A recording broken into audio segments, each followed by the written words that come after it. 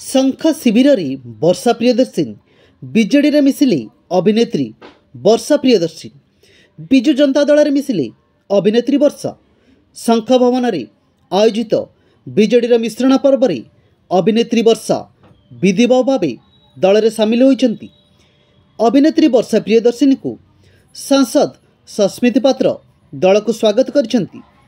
BJD रे मिसिबा परे प्रतिक्रिया रखिछंती वर्षा प्रियदर्शिनी। पूर्वर अनेक समय रे वर्षा बीजेडी पई प्रचार करुथिबा देखिबाकू मिलिथिला।